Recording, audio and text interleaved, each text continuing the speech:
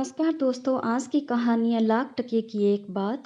एक नगर में एक व्यापारी का एक ही बेटा था। एक दिन व्यापारी के बेटे ने पिता से देश छोड़ प्रदेश में व्यापार करने की इच्छा जताई। पिता ने आज्ञा दे दी। वह अपने पिता से 1000 स्वर्ण मुद्राएं लेकर घर से निकल पड़ा। वह एक शहर के बाजार में पहुंचा।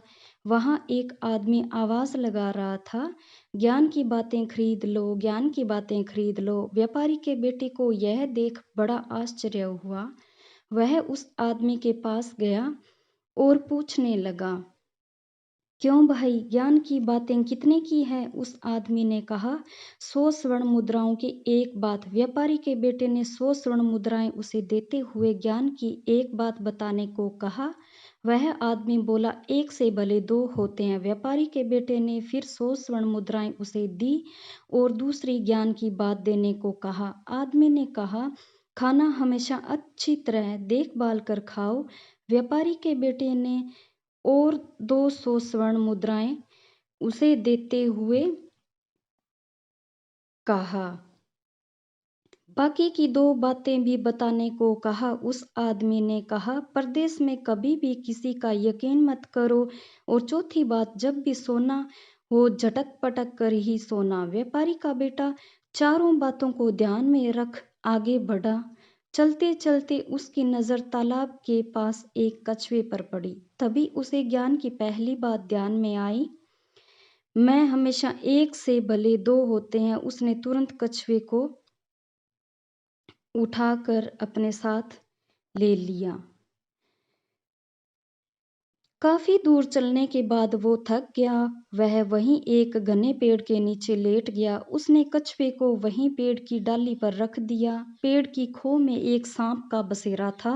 उस पर बैठने वाले कौवे से सांप की दोस्ती थी। किसी भी मुसाफिर को पेड़ के नीचे आराम करता देख कौवा तुरंत कांव कांव की आवाज लगाकर सांप को बता देता।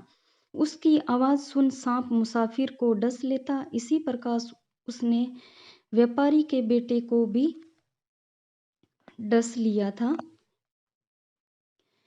कछुए ने अपने दोस्त की यह हालत देखी तो बड़ा दुखी हुआ। कौवा डाल पर आराम से बैठा हुआ था। कछुए को कौवे पर बहुत क्रोध आया।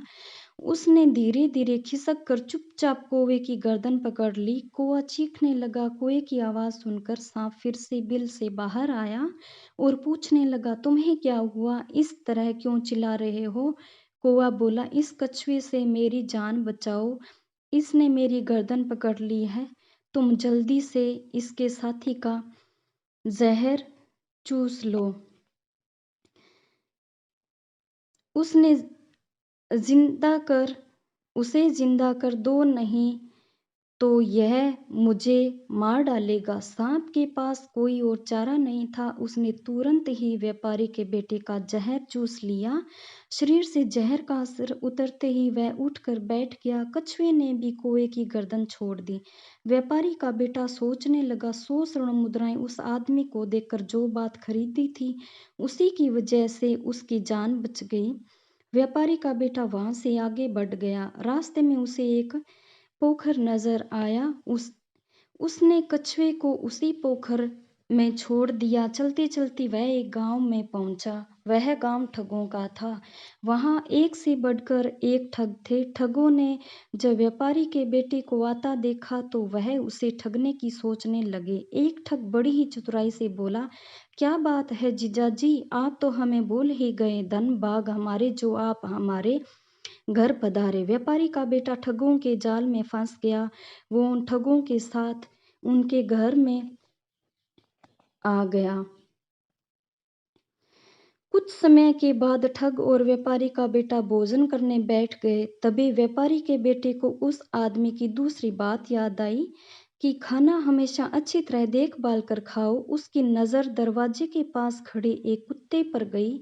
उसने थोड़ा सा खाना कुत्ते के आगे डाल दिया। ये देख ठगों का मुंह लटक गया। भोजन में उन्होंने जहर मिला रखा था। खाते ही कुत्ता मर गया। यह देख व्यापारी के बेटे के होश उड़ गए। व्यापारी के बेटे ने बहाना बनाया कि मुझे भूख नहीं है। वह खाना छोड़कर उठ गया। रात को ठग का बेटा उसे सुलाने के लिए कमरे में ले गया। कमरे में एक बहुत बड़ा पलंग था, जिस पर बहुत ही मुलायम बिस्तर बिछा हुआ था। व्यापारी का बेटा सोने की तैयारी करने लगा। फिर उसे उस आदमी की तीसरी बात याद आ गई। जब भी सोना हो, झटक पटक कर ही सोना। उसने तुरंत झाड़ने के लिए बिस्तर उठाया। बिस्तर उठाते ही सारा भेद खुल गया। पलंग कच्चे सूत से बुना हुआ था और एक सुरंग के ऊपर रखा हुआ था।